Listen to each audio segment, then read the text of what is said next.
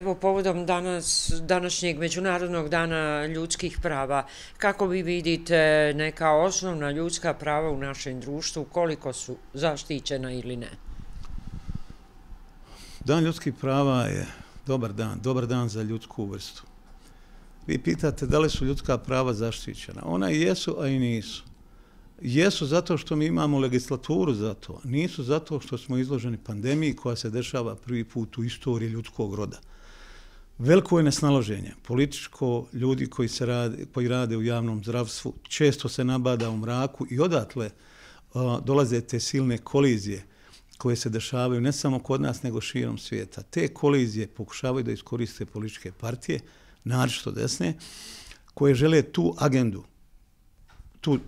tu agendu koja se odnosi na zabrane, a da pretvore u politički pogodak. Kad govorim zabrane, to govorim na nivou slobode prava na okupljanje. Ne može vam niko narediti, recimo, da nosite masku. Ali problem je što se ovo nama dešava prvi put u istoriji. Mi nemamo nikakva iskustva o tome.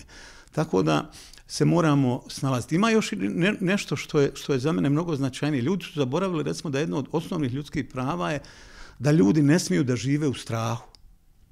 To je pravo koje je nastalo 1941. godine Atlantskom poveljom, koje je ugrađeno kao nacrt u povelju Ujedinjenih nacija o tome. O tome da ljudi ne smiju da žive u strahu niko ne priča.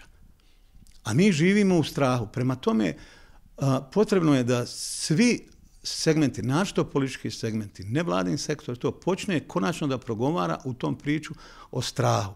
Mi živimo u zemlji koja skoro će da postane jedna paranoidna zemlja, jer mi ne znamo šta će se desiti sutra.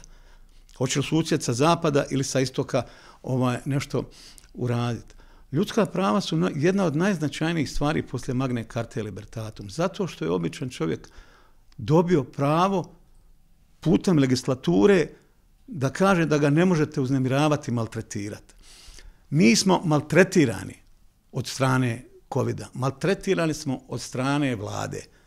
Ali šta mi možemo da uradimo? Da li sad ako ja stavim masku ili se pravim slobodar, taj neki libertarijanac, da li to briga virusa? Ja mislim da virusa nije briga što sam ja izgubio svoja ljudska prava. Ili ako ja dođem kod vas u kući i zarazim vam oca i majku koji će, pošto su stariji, umrijeti. Dakle, mi pričamo o ljudskim pravima, ali niko ne voli pričati o odgovornosti. Političke partije ne vole riječ odgovornost.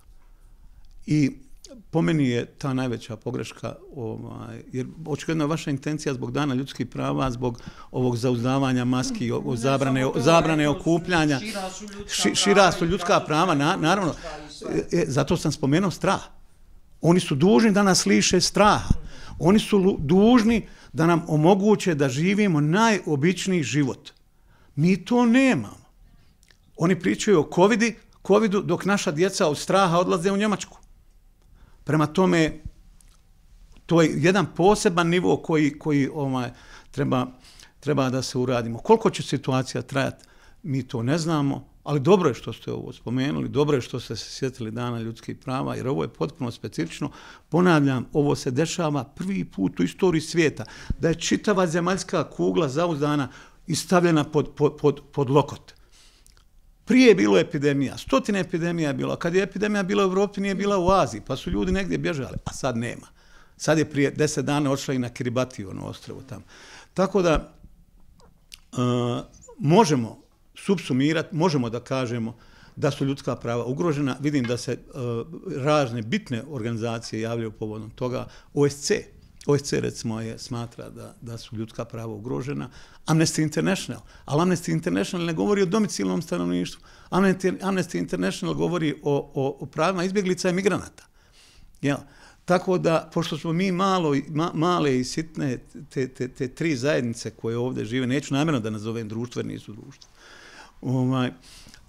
Kako ćemo mi dalje? Mi to ne znamo. Sve u neizvjesnosti.